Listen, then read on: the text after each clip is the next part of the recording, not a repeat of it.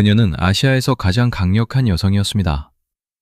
독재자의 딸이었고 5천만 국민의 대통령이었으며 청와대의 얼음공주라 불리던 여인이었습니다.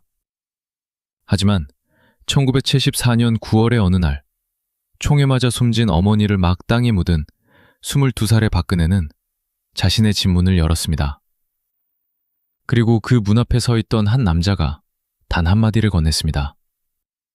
그 한마디가 끝난 후 그녀의 인생은 더 이상 그녀의 것이 아니게 되었습니다. 당신의 어머님께서 제 꿈에 나타나셨습니다. 저에게 당신께 전해달라는 말씀이 있으셨습니다. 그 남자의 이름은 최태민이었습니다. 전직 승려였고 전직 천주교 부제였으며 전직 개신교 목사였고 그리고 자신이 직접 세운 사이비 종교의 교주였습니다. 그에게는 어린 딸이 하나 있었습니다.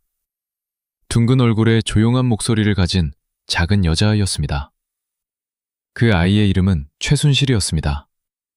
그리고 42년 후 바로 그 아이가 대한민국의 대통령을 파괴하게 됩니다. 하지만 가장 무서운 것은 그것이 아닙니다.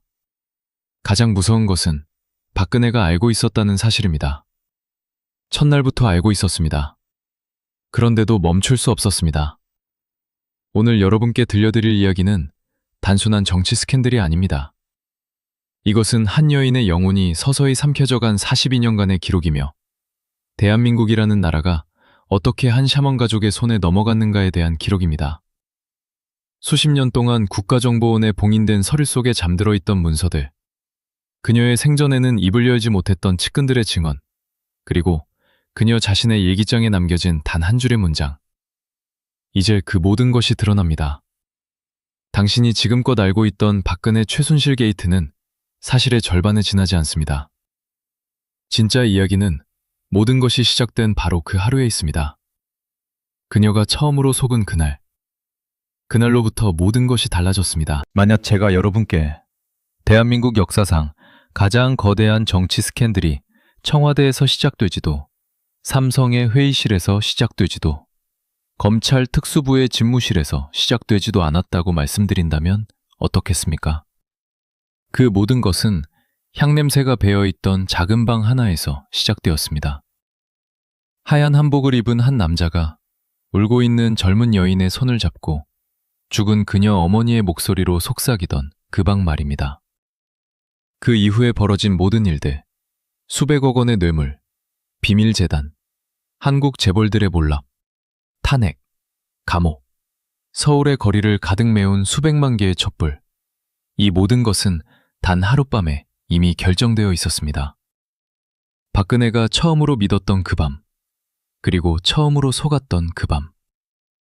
이 이야기에 등장하는 자료들은 수십 년 동안 대한민국 정보기관의 1급 기밀문서로 봉인되어 있었습니다. 그녀가 살아있을 때는 두려워서 아무 말도 하지 못했던 전직 보좌관들의 증언, 개인 일기장에 남겨진 필체, 그리고 놀랍게도 1979년에 미국 중앙정보국 CIA가 본국에 보낸 비밀 보고서. 그 보고서에는 이렇게 적혀 있었습니다. 이 남자는 대통령의 딸을 정신적으로 지배하고 있다. 한국의 미래가 위험하다. 아무도 그 경고를 듣지 않았습니다. 박정희 대통령 자신조차 자신의 딸이 이미 넘어갔다는 사실을 인정하려 하지 않았습니다. 그가 뒤늦게 상황의 심각성을 깨달았을 때는 이미 너무 늦어버린 티였습니다. 그리고 오늘날 우리는 그 대가를 목격하고 있습니다. 대한민국 역사상 최초로 탄핵당한 대통령, 감옥에서 백발이 되어 나온 독재자의 딸, 그리고 아직도 풀리지 않은 수많은 의문들. 최태민은 정말로 영매였을까요? 그는 어떻게 그토록 정확하게 박근혜의 가장 깊은 상처를 알아낼 수 있었을까요? 그리고 가장 중요한 질문. 만약 그 1974년 가을의 어느 저녁 박근혜가 그 문을 열지 않았다면 대한민국의 역사는 어떻게 달라졌을까요? 이제 그 첫날로 돌아가 보겠습니다. 모든 것이 시작된 바로 그날로. 박근혜가 어떻게 그 덫에 빠지게 되었는지를 이해하려면 우리는 한해전으로 돌아가야 합니다. 1974년 8월 15일 광복절 기념식이 서울 장충동 국립극장에서 열리고 있었습니다. 객석에는 대한민국의 최고 권력자들이 앉아 있었습니다. 군부의 장성들, 내각의 장관들, 외국의 대사들, 그리고 그녀의 어머니, 영부인 유경수 여사. 온 국민이 국모라고 부르던 여인이었습니다. 그날 박정희 대통령은 연단에 서서 연설을 시작했습니다. 그때 총성이 울렸습니다. 한 번, 두 번, 세 번. 총을 쏜 사람은 제1교포 문세광이라는 청년이었습니다. 그는 북한의 지령을 받았다고 알려진 인물이었습니다. 그는 대통령을 겨냥했습니다. 하지만 그의 총알은 빗나갔습니다. 빗나간 총알이 향한 곳은 단상 뒤에 단정하게 앉아있던 유경수 여사의 머리였습니다. 22살의 박근혜는 그 순간 프랑스 유학을 마치고 돌아와 있었고 서울의 한 건물에서 생중계되는 텔레비전 화면을 보고 있었습니다. 그녀는 자신의 어머니가 의자에서 기울어지는 모습을 보았습니다. 경호원들이 달려와 축 늘어진 몸을 들어 옮기는 모습을 보았습니다. 그리고 아버지가, 그 박정희 대통령이 단 한 번의 표정 변화도 없이 연설을 계속 이어가는 모습을 보았습니다. 왜냐하면 그것이 국가를 위해 필요한 일이었기 때문입니다. 수백만 명이 지켜보는 생방송에서 대통령이 무너지는 모습을 보일 수는 없었기 때문입니다. 그 순간부터 박근혜는 더 이상 평범한 딸이 아니었습니다. 그녀는 대학을 갓 졸업한 젊은 여성이었지만 살아있는 아버지 옆에서 영부인의 역할을 떠맡아야 했습니다. 외국 대사들을 접견하고 만찬을 주관하고 국모의 빈자리를 메워야 했습니다. 그녀에게는 친구가 없었습니다. 진짜 친구는 있을 수 없었습니다. 왜냐하면 청와대에서 그녀에게 접근하는 모든 사람은 무언가를 원하고 있었기 때문입니다. 권력, 돈, 정보, 아버지에 대한 영향력. 박근혜는 그것을 알고 있었습니다. 그래서 그녀는 점점 더 자신을 닫았습니다. 청와대의 차가운 복도를 혼자 걸었고 어머니가 쓰던 화장대 앞에 앉아 한참을 울었으며 밤이 되면 천장을 바라보며 어머니의 목소리를 떠올리려 애썼습니다. 그녀는 22살이었고 청와대에 혼자 남겨져 있었으며 주변에는 아첨꾼들과 경호원들, 그리고 죽은 자들의 유령만이 있었습니다. 바로 그 순간, 그녀가 가장 취약하던 바로 그 순간에 최태민이라는 이름의 남자가 그녀의 인생에 나타났습니다. 그는 마치 그녀의 모든 상처를 미리 알고 있었던 것처럼 정확히 그녀가 무너지기 직전의 순간을 기다렸다가 문을 두드렸습니다. 그리고 그가 내민 첫 번째 편지 한 장이 대한민국의 운명을 영원히 바꾸게 됩니다. 1974년 늦가을, 청와대로 한 통의 편지가 배달되었습니다. 봉투에는 발신인의 이름이 적혀 있었습니다. 최태민. 당시 52살이었던 그 남자의 이력은 한편의 소설과도 같았습니다. 황해도에서 태어나 일제강점기에 순사 보조원으로 일했다는 기록이 있었고 해방 후에는 여러 이름을 바꿔가며 살았습니다. 공해남, 조용해, 방인원, 그리고 최태민. 한 사람이 일생 동안 사용한 이름만 6개가 넘었습니다. 그는 불교 승려였다가 환속했고 천주교에서 부제가 되었다가 쫓겨났고 개신교 목사 행세를 했다가 교단에서 배척당했으며 결국에는 자신이 직접 영세교라는 사이비 종교를 창시했습니다. 그는 자신을 태자마마라고 부르도록 시켰고 병을 고칠 수 있다고 주장했으며 죽은 자와 대화할 수 있다고 공언했습니다. 그의 주변에는 이미 수많은 여신도들이 모여들고 있었습니다. 그리고 그는 알고 있었습니다. 진짜 권력에 다가가기 위해서는 단 한 사람의 마음만 사로잡으면 된다는 것을.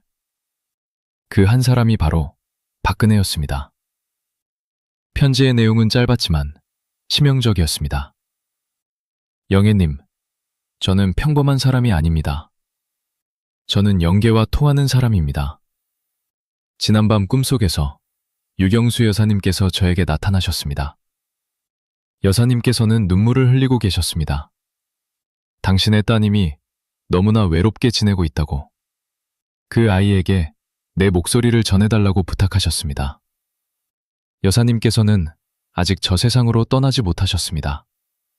영애님 곁에 머물러 계십니다. 저는 여사님의 말씀을 당신께 전해드릴 수 있습니다. 이성적인 사람이라면 이런 편지를 그 자리에서 찢어버렸을 것입니다. 하지만 박근혜는 그때 이성적일 수 없는 상태였습니다. 그녀는 자신을 이해해주던 유일한 여인을 잃은 상처받은 젊은 여인이었습니다. 그녀는 며칠 동안 그 편지를 책상 서랍에 넣었다 꺼냈다를 반복했습니다. 읽고 또 읽었습니다. 그리고 결국 그녀는 비서실장에게 말했습니다. 이 사람을 만나보고 싶어요. 측근들은 반대했습니다. 중앙정보부에서도 반대했습니다. 최태민에 대한 사전 조사를 해본 결과 그는 명백한 사기꾼이었기 때문입니다. 전과 기록도 있었고 사기 혐의도 있었고 수많은 여신도들과의 추문도 있었습니다. 그러나 박근혜는 고집을 꺾지 않았습니다. 딱 한 번만 만나볼게요. 만약 거짓말이라면 그 자리에서 돌려보내겠어요. 그녀는 그렇게 약속했습니다. 그녀는 그 약속을 지킬 수 있을 것이라 믿었습니다. 하지만 그녀는 몰랐습니다. 최태민이라는 남자가 단 한 번의 만남을 위해 몇 주 동안 얼마나 치밀하게 준비했는지를.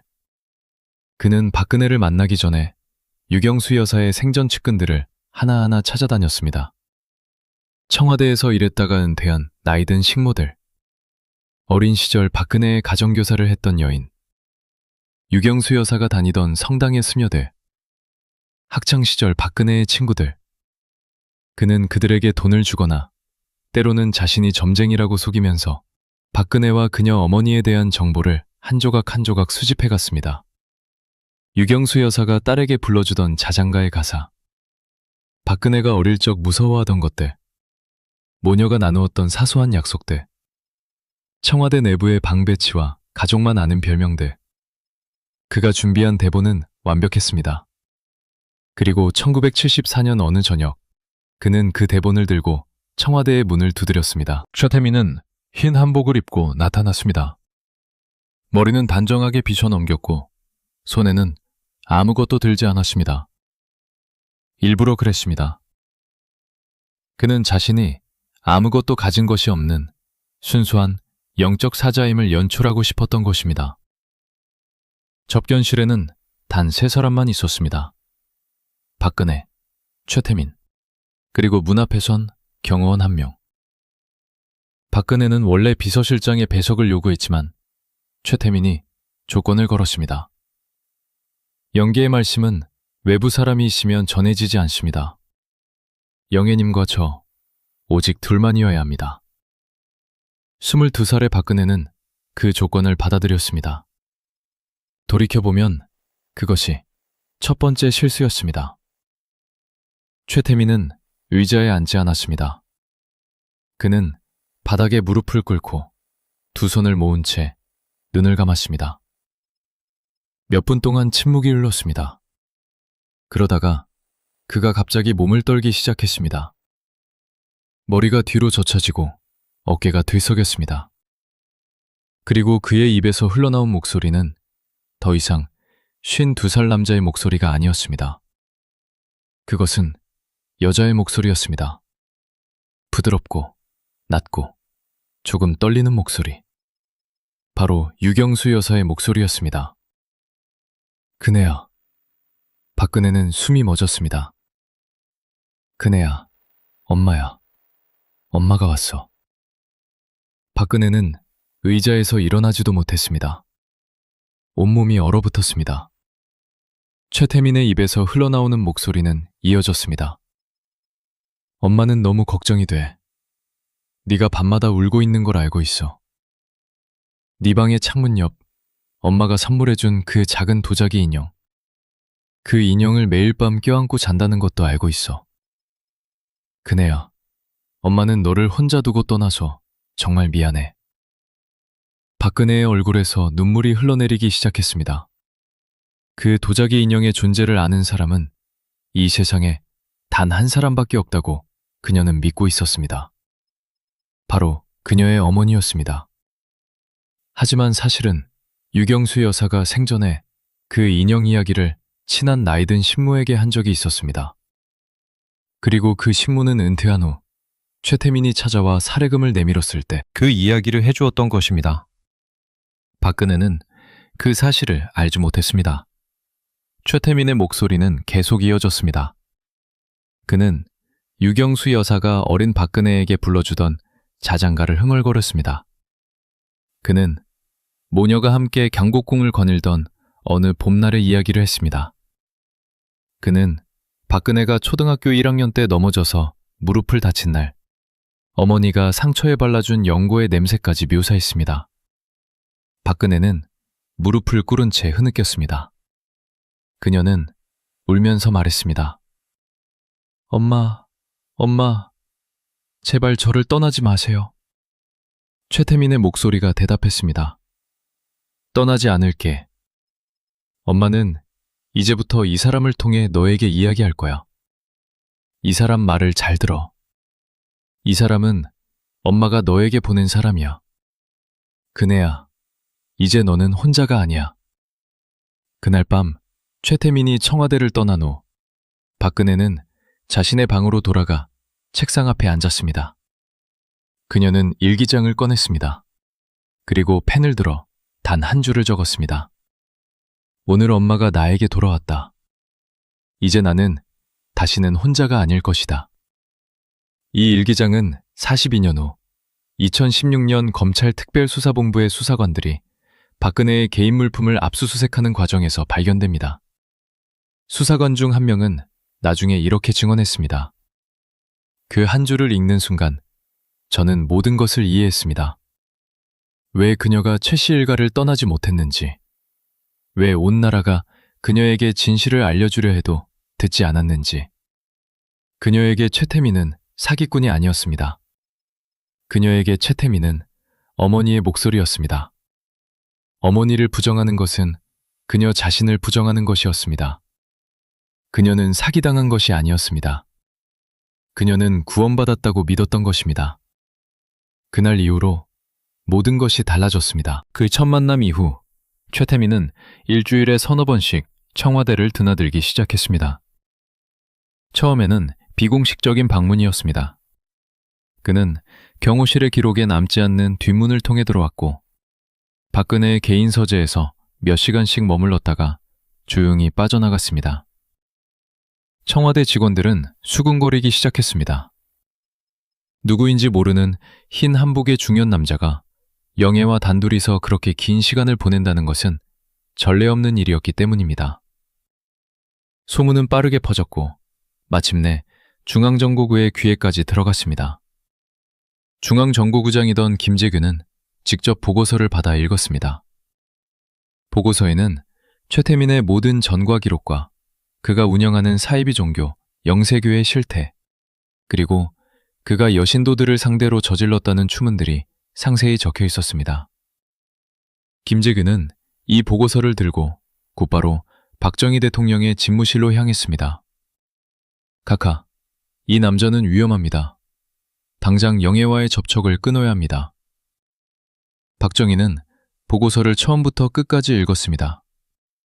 그의 얼굴은 점점 굳어졌습니다. 그리고 그날 저녁, 그는 딸을 자신의 집무실로 불렀습니다. 박정희는 딸에게 보고서를 내밀었습니다. 그네야, 이것을 읽어봐라. 그 사람이 어떤 사람인지 알아야 한다. 박근혜는 보고서를 들고 한 장씩 넘겨보았습니다. 그녀의 손은 떨리지 않았습니다. 얼굴도 변하지 않았습니다. 그녀는 마지막 장까지 읽은 뒤 보고서를 책상 위에 조용히 내려놓았습니다. 그리고 아버지의 눈을 똑바로 바라보며 말했습니다. 아버지, 이것은 모두 거짓말입니다. 그분은 제 어머니의 목소리를 저에게 전해주시는 분입니다. 중앙정보부가 그분을 질투해서 이런 보고서를 만든 것입니다. 박정희는 할 말을 잃었습니다. 평생 복제자로 살아오며 단 한 번도 자신의 명령을 거역한 적이 없던 딸이 낯선 중년 남자를 위해 아버지의 말을 거부하고 있었습니다. 그것도 아내의 죽음이라는 가장 고통스러운 상처를 건드리면서 말입니다. 박정희는 분노했습니다. 책상을 내리쳤고 목소리를 높였습니다. 너는 속고 있는 것이다. 그자는 사기꾼이다. 박근혜는 대답하지 않았습니다. 그녀는 고개를 숙였고 눈물 한 방울을 흘렸습니다. 그리고 낮은 목소리로 말했습니다. 아버지, 저에게서 그분까지 빼앗지 마세요. 어머니를 이미 빼앗겼습니다. 그분마저 없으면 저는 못 살아요. 그날 밤 박정희 대통령은 자신의 서재에서 혼자 술을 마셨다고 합니다. 측근 중 한 사람은 훗날 이렇게 회고했습니다. 그날 밤 대통령 각하의 모습은 평생 잊을 수 없습니다. 그분은 창밖을 바라보면서 혼잣말을 하셨습니다. 내가 이 나라를 잃을 수는 있어도 저 아이를 잃을 수는 없다. 저 아이는 이미 너무 많은 것을 잃었다. 그리고 그분은 담배를 연달아 피우시면서 이렇게 덧붙이셨습니다. 저 남자가 내 딸을 파멸로 이끌 것이다. 나는 그것을 알고 있다. 하지만 막을 수가 없다. 박정희는 그 후로도 몇 번 더 최태민을 조사하도록 지시했습니다. 1975년에는 직접 청와대로 최태민을 불러 대면 조사까지 벌였습니다. 그 자리에서 박정희는 최태민에게 수십 가지 질문을 던졌습니다. 최태민은 모든 질문에 침착하게 답했습니다. 그리고 마지막에 그는 박정희를 향해 이렇게 말했다고 합니다.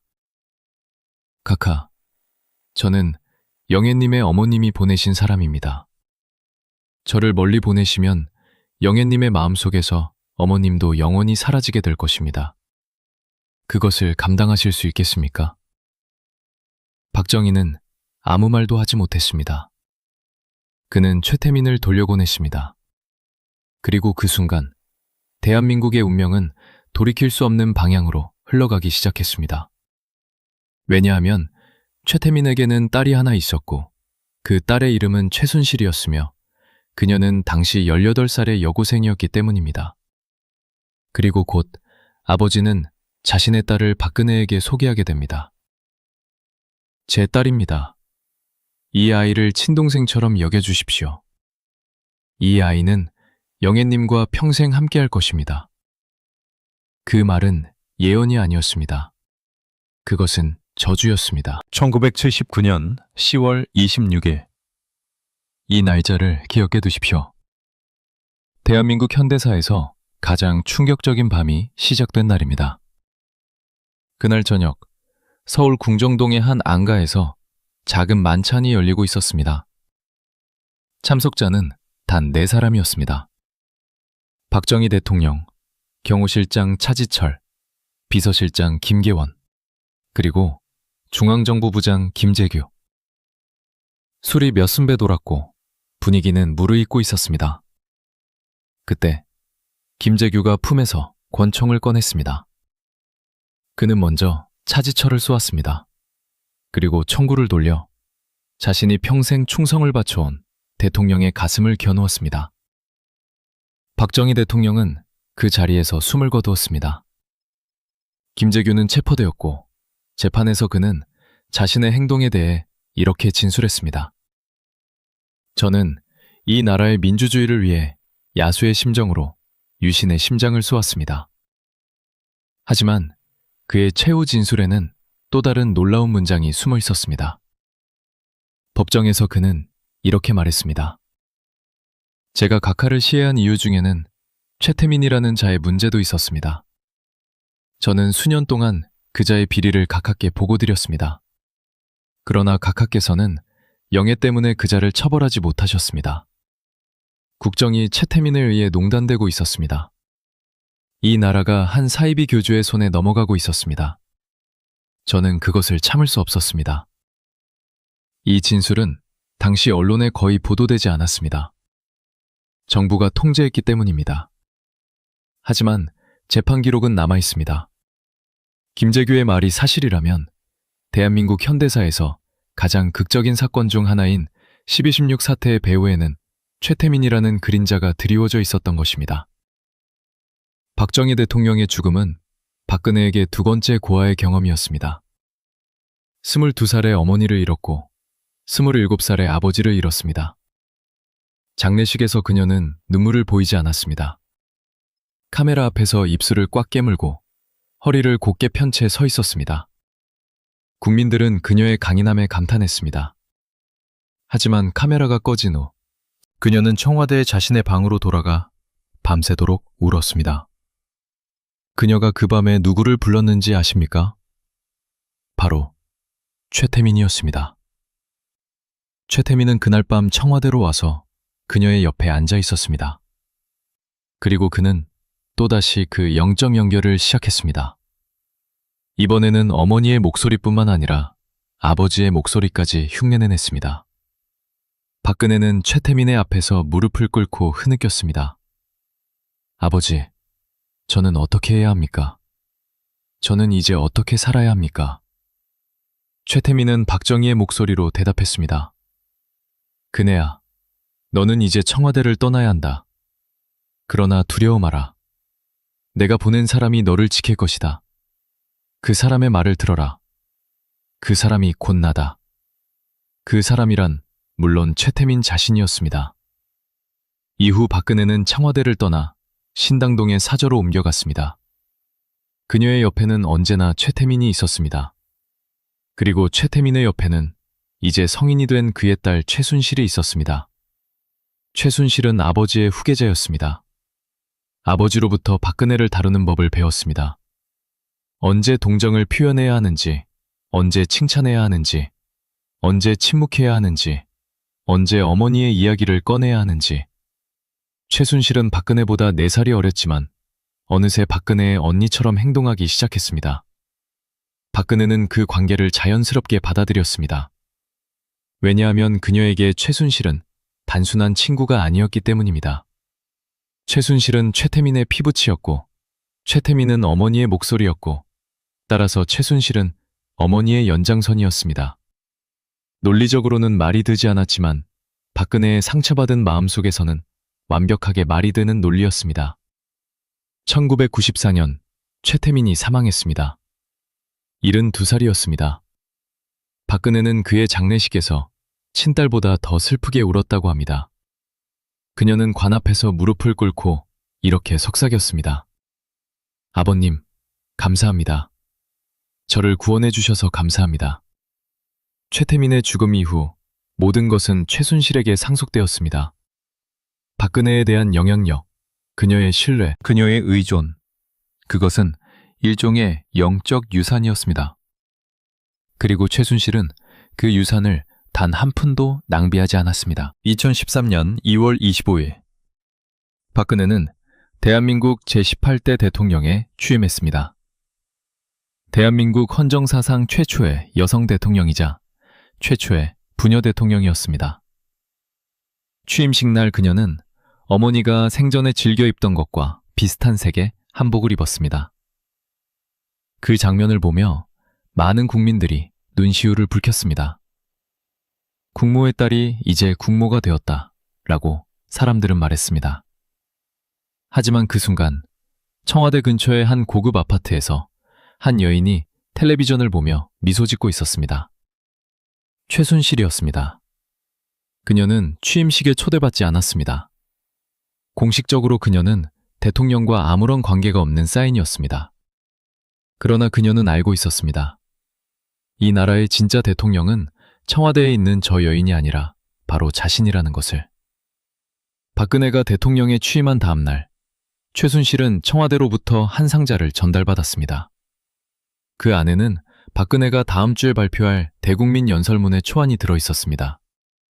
최순실은 연설문을 자신의 거실 탁자 위에 펼쳤습니다. 그리고 빨간 펜을 들어 한 문장 한 문장을 고치기 시작했습니다. 이 표현은 너무 딱딱해. 여기는 국민의 감성을 자극해야 해. 이 단락은 통째로 빼자. 대기업 이야기는 이 시점에서 하면 안 돼. 이 부분에 어머니의 마음으로 라는 표현을 넣어. 그네 언니는 이 표현을 좋아해. 그녀는 대한민국의 대통령 연설문을 마치 자신의 블로그 글을 수정하듯 편집했습니다. 그리고 수정이 끝나면 그 연설문은 다시 청와대로 돌아갔습니다. 박근혜는 최순실이 수정한 그대로 단 한 글자도 바꾸지 않고 국민 앞에서 읽었습니다. 이 사실은 당시에는 아무도 몰랐었습니다. 청와대 내부의 극소수만이 알고 있었고 그들은 모두 입을 다물었습니다. 왜냐하면 그들도 알고 있었기 때문입니다. 최순실에게 반기를 드는 순간 그것은 대통령에게 반기를 드는 것과 같다는 것에 최순실의 영향력은 연설문에 그치지 않았습니다. 그녀는 장관을 뽑았습니다. 그녀는 국정원장을 추천했습니다. 그녀는 대법관 후보를 검토했습니다. 그녀는 박근혜가 외국 정상을 만날 때 어떤 선물을 들고 갈지 결정했습니다. 그녀는 심지어 박근혜가 에이펙 정상회의에 입고 갈 옷의 색깔까지 골랐습니다. 한 전직 청와대 직원은 나중에 검찰에 이렇게 증언했습니다. 대통령님은 아침에 일어나시면 가장 먼저 순실 언니는 뭐라고 하셨느냐고 물으셨습니다. 저희가 장관들과의 회의를 준비해도 대통령님은 그 회의 내용을 결정하기 전에 반드시 최순실 씨에게 먼저 전화를 거셨습니다. 저희는 그것이 정상이 아니라는 것을 알고 있었습니다. 그러나 감히 말을 꺼내지 못했습니다. 그러는 동안 최순실은 자신의 또 다른 계획을 실행하고 있었습니다. 돈. 그녀는 두 개의 재단을 설립했습니다. 미르 재단과 K스포츠 재단. 표면적으로는 문화 융성과 체육 진흥을 위한 비영리 재단이었습니다. 그러나 실상은 거대한 돈 세탁 장치였습니다. 최순실은 청와대의 권력을 앞세워 대한민국의 주요 재벌들에게 재단 출연을 요구했습니다. 삼성, 현대자동차, SK, LG, 롯데, 포스코. 단 한 기업도 거부하지 못했습니다. 거부하는 순간 세무조사가 들어오고 각종 인허가가 막히고 정부 계약에서 배제될 것이라는 것을 그들은 알고 있었기 때문입니다. 총 774억 원이 두 재단으로 흘러들어갔습니다. 그중 가장 많은 돈을 낸 곳은 삼성이었습니다. 삼성의 이재용 부회장은 개인적으로 최순실의 딸 정유라의 승마 훈련비까지 지원했습니다. 독일에서 정유라가 타던 말 한 마리의 가격만 수십억 원이었습니다. 최순실은 그 돈의 일부를 해외로 빼돌렸습니다. 독일의 부동산을 샀고 스위스 은행 계좌에 돈을 숨겼습니다. 그녀는 꿈꾸고 있었습니다. 박근혜의 임기가 끝나면 자신은 딸과 함께 해외로 떠나 영원히 여왕처럼 살 수 있을 것이라고. 그녀는 자신이 무적이라고 믿었습니다. 하지만 그녀는 몰랐습니다. 그녀가 버린 작은 쓰레기 하나가 모든 것을 무너뜨릴 것이라는 사실을. 2016년 10월 24일 저녁 8시 대한민국의 한 케이블 뉴스 채널인 JTBC에서 속보가 나왔습니다. 앵커 손석희가 평소보다 더 긴장된 얼굴로 카메라를 정면으로 응시했습니다. 시청자 여러분, 저희 JTBC 취재팀은 충격적인 문건을 입수했습니다. 이 문건은 대한민국의 국정이 어떻게 운영되어 왔는지에 대한 심각한 의문을 제기합니다. 화면에는 한 태블릿 PC의 사진이 나타났습니다. 그 태블릿 안에는 무려 200개가 넘는 파일이 들어 있었습니다. 대통령의 연설문, 국무회의 자료, 인사 관련 문서, 외교 기밀 문건, 그리고 일부 국가안보 관련 서류까지. 그런데 놀라운 것은 이 모든 문서들이 대통령이 공식적으로 발표하기 며칠 전에 이미 최순실이라는 한 사인의 손에 들어가 있었다는 사실이었습니다. 이 태블릿은 어떻게 JTBC의 손에 들어가게 되었을까요? 이야기는 불과 며칠 전으로 거슬러 올라갑니다. 서울 강남의 한 사무실 건물에 청소하러 들어간 한 여성이 쓰레기통 옆에 버려져 있던 까만 태블릿 하나를 발견했습니다. 그 사무실은 WK라는 회사의 것이었고 그 회사의 실소유주는 최순실이었습니다. 청소 직원은 그 태블릿을 버리지 않고 아는 사람을 통해 언론사에 전달했습니다. JTBC의 기자들이 그 태블릿을 건네받고 비밀번호를 풀었을 때 그들은 자신들이 무엇을 발견했는지 즉시 깨달았습니다. 이것은 대한민국의 역사를 뒤흔들 폭탄이었습니다. 그리고 그날 저녁 8시 폭탄이 터졌습니다. 다음 날 아침 온 나라가 발칵 뒤집혔습니다. 신문의 일면은 모두 최순실 게이트로 도배되었습니다. 포털 사이트의 실시간 검색어 1위부터 10위까지가 모두 최순실 관련이었습니다. 국민들은 충격과 분노에 휩싸였습니다. 대통령이 아닌 한 민간인이 국정을 좌지우지했다는 사실, 그것도 사이비 교주의 딸이었다는 사실, 거기에 수백억 원의 기업 출연금이 그녀의 개인 주머니로 흘러들어갔다는 사실. 다음날 밤, 서울 광화문 광장에 사람들이 모이기 시작했습니다. 처음에는 수백 명이었습니다. 그 다음 주말에는 수만 명이 되었습니다. 그 다음 주말에는 수십만 명이 되었습니다. 그리고 마침내 한 주말에 광화문 광장에는 200만 명이 넘는 시민들이 모였습니다. 그들은 모두 손에 촛불을 들고 있었습니다.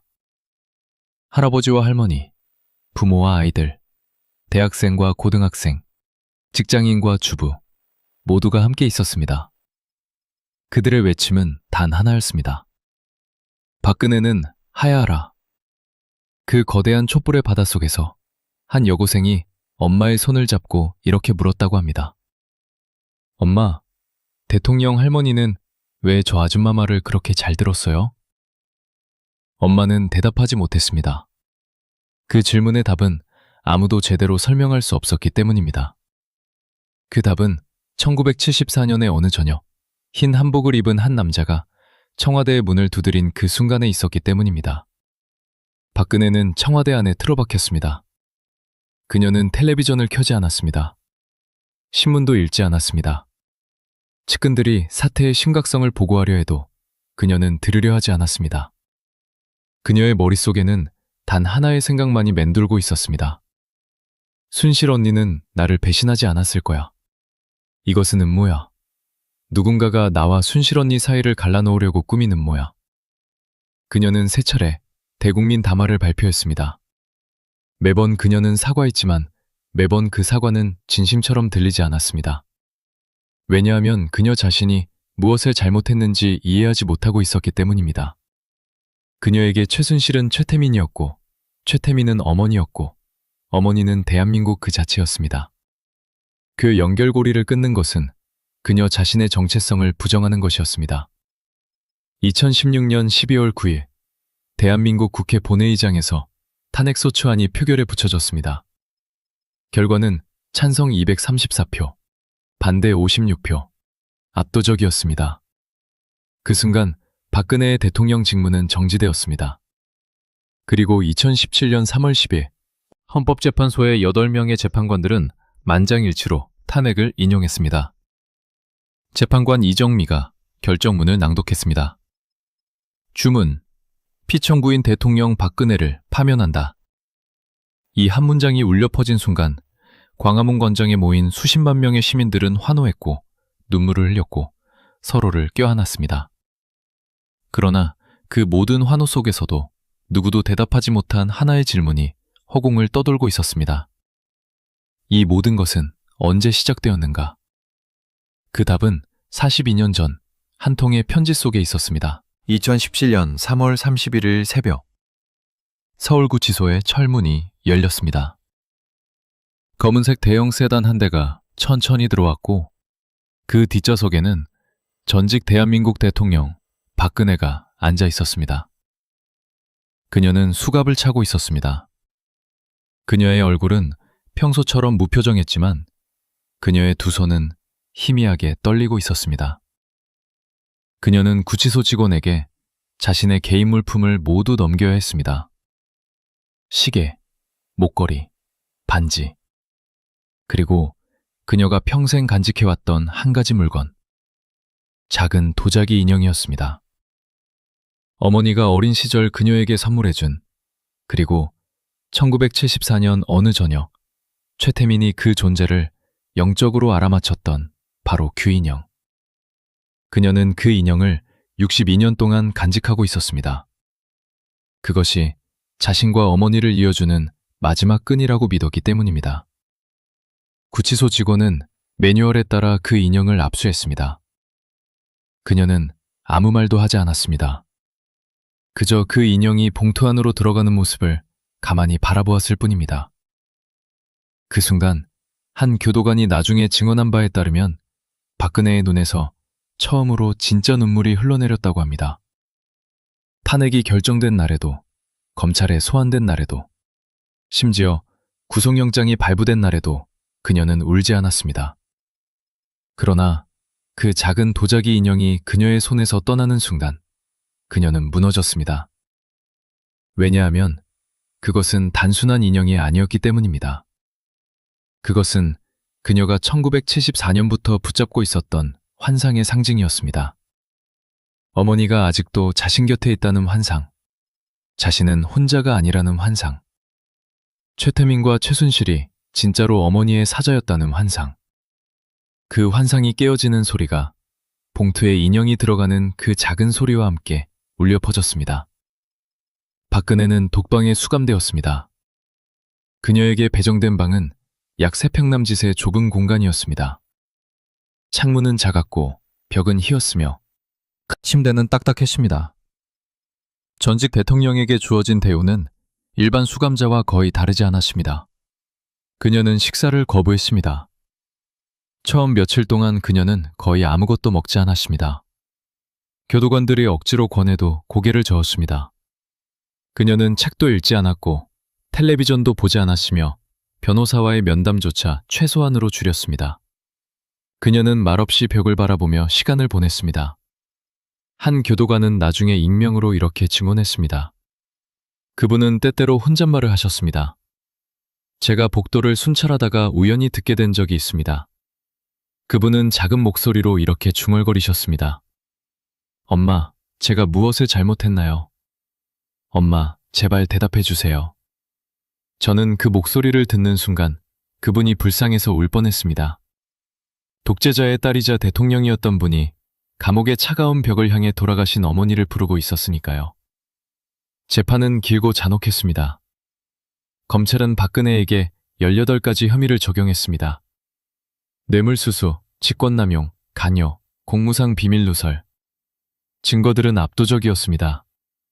삼성의 이재용은 이미 기소되었고 최순실은 이미 구속되었으며 청와대의 전직 참모들이 줄줄이 법정에서 박근혜에게 불리한 증언을 쏟아냈습니다. 박근혜는 대부분의 재판에 출석하지 않았습니다. 그녀는 재판의 공정성을 믿지 못하겠다며 출석을 거부했습니다. 하지만 진짜 이유는 그것이 아니었습니다. 진짜 이유는 법정에 나가 최순실과 눈을 마주치는 것이 두려웠기 때문이었습니다. 2018년 4월 6일 1심 판결이 나왔습니다. 징역 24년, 벌금 180억 원. 2심에서는 징역 25년, 벌금 200억 원. 대법원에서 최종 확정된 형량은 징역 20년이었습니다. 그녀가 출소할 때의 나이는 88살이 될 예정이었습니다. 사실상 종신형이었습니다. 그녀는 감옥에서 조용히 늙어갔습니다. 검은 머리에 하얀 서리가 내렸습니다. 꼿꼿했던 허리가 서서히 굽어갔습니다. 한때 아시아에서 가장 강력했던 여인의 얼굴에 깊은 주름이 패기 시작했습니다. 그동안 바깥 세상은 빠르게 움직였습니다. 문재인 정부가 들어섰고 남북 정상회담이 열렸고 K-팝이 세계를 휩쓸었고 팬데믹이 닥쳤습니다. 그러나 그녀의 3평짜리 독방 안에서는 시간이 1974년의 그 가을 저녁에 영원히 멈춰 있었습니다. 2021년 12월 31일, 연말의 마지막 날. 대한민국 정부는 전직 대통령 박근혜에 대한 특별 사면을 발표했습니다. 건강 악화가 표면적인 이유였습니다. 그녀는 수감 중 허리 디스크와 어깨 관절염으로 여러 차례 병원에 입원했고 치아 대부분을 잃었으며 체중이 급격히 감소한 상태였습니다. 사면이 발표된 다음 날, 그녀는 서울 삼성서울병원의 뒷문을 통해 조용히 퇴원했습니다. 카메라가 그녀를 포착했습니다. 휠체어에 앉아있는 한 늙은 여인. 머리는 완전히 하얗게 새어 있었고 얼굴은 수척했으며 눈은 초점을 잃은 듯 먼 곳을 바라보고 있었습니다. 한때 청와대의 주인이었던 여인. 한때 5천만 국민의 대통령이었던 여인. 그녀는 이제 그저 병들고 지친 한 할머니였습니다. 그녀는 대구의 사저로 돌아갔습니다. 그 집은 그녀가 대통령이 되기 전에 살았던 바로 그 집이었습니다. 마치 원점으로 돌아간 것처럼 보였습니다. 그러나 한 가지 차이점이 있었습니다. 이번에는 옆에 아무도 없었습니다. 최태민은 1994년에 죽었고 최순실은 감옥에 있었으며 아버지와 어머니는 수십 년 전에 세상을 떠났습니다. 그녀의 남동생과 여동생과는 이미 오래전에 관계가 끊어져진 상태였습니다. 그녀는 진정으로 혼자였습니다. 1974년 가을 이후 처음으로 그녀는 혼자였습니다. 사면 직후 한 기자가 어렵게 그녀에게 접근하는 데 성공했습니다. 그는 그녀에게 단 하나의 질문만을 던질 수 있는 기회를 얻었습니다. 그 질문은 이것이었습니다. 만약 당신이 1974년의 그 저녁으로 돌아갈 수 있다면 최태민 그 사람에게 문을 열어주시겠습니까? 박근혜는 오랫동안 침묵했습니다. 그녀의 주름진 손이 무릎 위에서 가늘게 떨렸습니다. 그녀의 눈가에 눈물이 맺혔습니다. 그리고 마침내 그녀는 떨리는 목소리로 이렇게 대답했습니다. 저는 그래도 문을 열었을 것입니다. 왜냐하면 그 문 너머에는 제 어머니의 목소리가 있었기 때문입니다. 저는 그것이 거짓이었다는 것을 이제는 압니다. 그러나 제 인생에서 어머니의 목소리를 다시 들을 수 있었던 단 한 번의 기회였습니다. 그 한 번을 위해서라면 저는 제 모든 것을 다시 잃어도 괜찮습니다. 기자는 아무 말도 할 수 없었습니다. 그 대답 속에는 대한민국의 한 시대 전체의 비극이 담겨 있었기 때문입니다. 한 소녀가 어머니를 잃었습니다. 그 소녀는 어머니의 목소리를 들려준다는 한 사기꾼을 믿었습니다. 그 믿음 하나가 42년 동안 이어졌고 그 42년이 대한민국의 운명을 바꾸었습니다. 만약 그녀가 1974년의 그 저녁에 문을 열지 않았다면 최태민은 다른 희생자를 찾아갔을 것이고 최순실은 평범한 사업가의 딸로 살았을 것이고 삼성의 이재용은 감옥에 가지 않았을 것이며 수백만 명의 국민들이 광화문 광장에 촛불을 들고 나갈 일도 없었을 것입니다. 그러나 그녀는 문을 열었습니다. 그리고 그 한순간이 모든 것을 결정했습니다. 역사는 때때로 거대한 전쟁이나 위대한 혁명에 의해 바뀌는 것이 아니라 한 사람의 상처받은 마음이 내리는 작은 선택 하나에 의해 바뀝니다. 박근혜의 이야기는 그 사실을 우리에게 잔혹할 만큼 분명하게 보여줍니다. 지금 이 순간에도 대구의 그 조용한 사저 안에서 한 늙은 여인이 창가에 앉아 먼 하늘을 바라보고 있을 것입니다. 그녀의 귓가에는 여전히 어머니의 목소리가 들려올지도 모릅니다. 아니면 마침내 진짜 침묵이 찾아왔을지도 모릅니다. 우리는 알 수 없습니다. 우리가 알 수 있는 것은 단 하나뿐입니다. 1974년 가을의 그 저녁, 청와대의 문이 열렸을 때 대한민국의 현대사는 이미 그 결말이 결정되어 있었다는 사실입니다. 그날부터 모든 것이 달라졌습니다.